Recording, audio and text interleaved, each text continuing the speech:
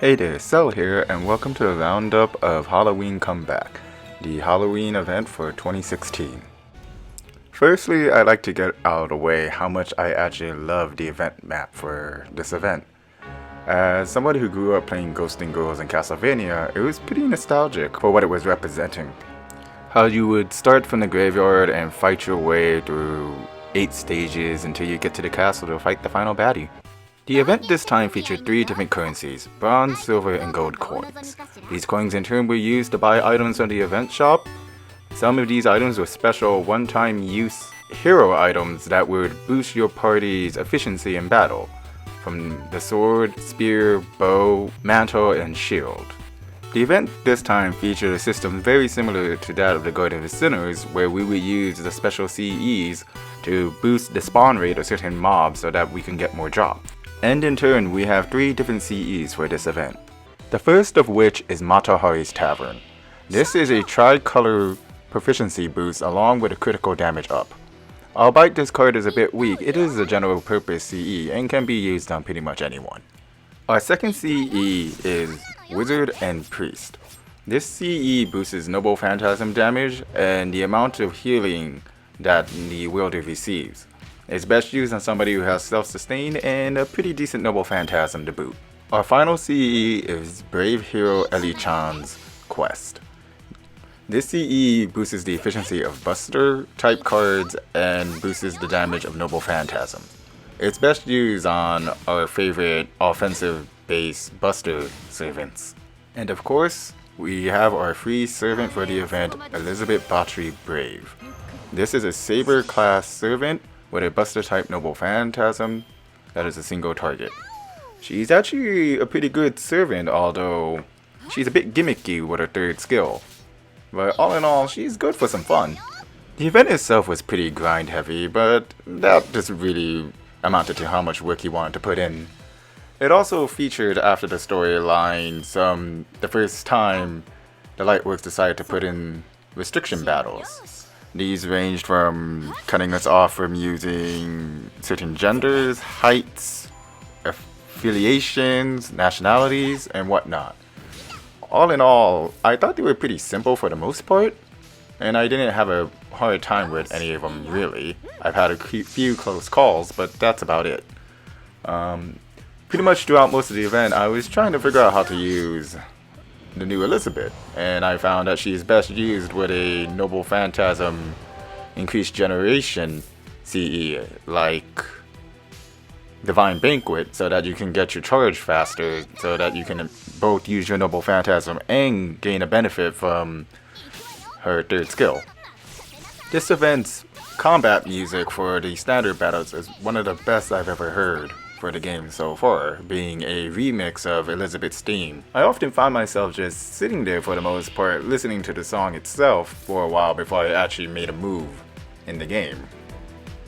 I felt that it was a missed opportunity that the boss music was just recycled from our standard fare things throughout the game, and yeah, I really do wish they would have did something else for it. Backing up to the previous topic of restriction battles, I did find it pretty weird that I had to use certain servants I normally wouldn't use.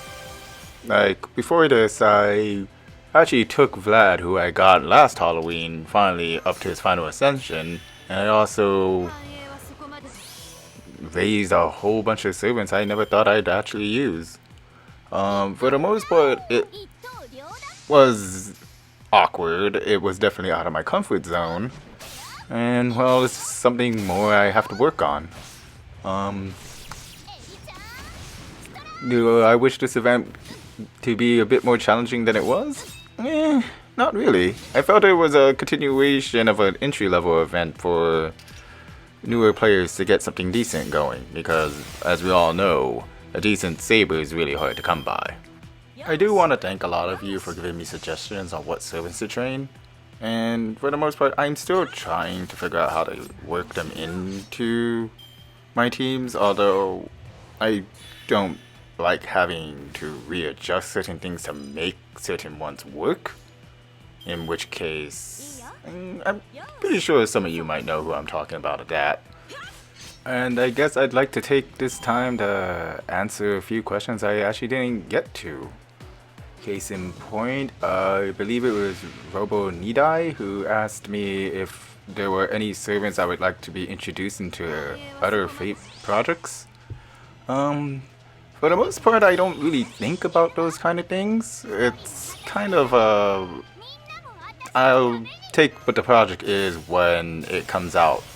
I mean, for me, Attila's already getting into Extella, and that's way more than I ever expected something. So, that's great on its own. Although I do suppose that I would like to see a sequel to Unlimited Code, although not centered around just the Stay Night cast. Have it feature both, oh well, the Zero cast, the Fate cast obviously, and maybe a few extras from like Apothecaria, Holotaraxia, Go as well for this. Have it a mishmash. I mean, for the most part, most servants are unique, so it could make a pretty decent new fighting game roster. I believe our next event is going to be introduced in the Extella livestream coming up on November 3rd. And for the most part, the next thing you'll probably see on this channel is an actual unboxing for the Vorpal box for Fate Extella itself. So I hope you guys look forward to that. So in the end, again, these events are pretty much just there to gather things. You take what you can and you make your own goals. And seeing as Halloween is coming up and some of you may be going out for the night, I hope you all have a safe and pleasant time. So this has been Cell, and I'll see you guys at the end of the next event.